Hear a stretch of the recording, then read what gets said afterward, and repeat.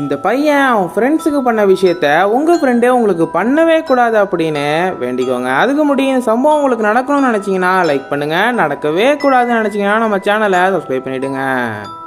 விஷால் அப்படிங்கிற பையனுக்கு அப்பப்போ ஒரு விஷயம் ஞாபகம் வருது. என்னன்னா, இவன் சுடுகாட்டில் நின்றுட்டு அழுதுட்டு இருக்கிற மாதிரி. இது ஏன் இவனுக்கு ஞாபகம் வருதுன்னே தெரியல. ஒரு நாள் அவன் ஃப்ரெண்டு கால் பண்ணி அவங்க ஃப்ரெண்டு ஒருத்தவனை காணும் அப்படின்னு சொல்கிறாங்க.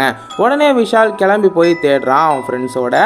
அப்போ சரி சுடுகாட்டுக்கு போய் பார்க்கலாம் அப்படின்னு சொல்லிட்டு விஷால் போய் பார்க்குறான். அவன் ஃப்ரெண்டு அங்கே நின்றுட்டு அழுதுட்டு இருக்கான். கிட்டக்க போய் பார்க்குறான். அவனுக்கு கண்ணு கருப்பா இருக்குது. என்னாச்சு அப்படின்னு விஷால் கேட்டுட்டு இருக்கும்போது அவன் ஃப்ரெண்டு இவன் கழுத்தை பிடிச்சி எல்லாம் உன்னால தான் அப்படின்னு சொல்கிறான். அப்படி சொன்னதும் விஷால் மட்டும்தான் அங்கே இருக்கான். அவன் ஃப்ரெண்ட்ஸ் யாரையுமே காணும். எங்கன்னு பார்க்குறான். அப்படி பார்த்த அவனுக்கு ஒரு பேரதிர்ச்சி காத்திருந்தது. என்னன்னா, அவன் ஃப்ரெண்ட்ஸ் எல்லாருக்கும் அங்கே கல்லறை இருக்குது.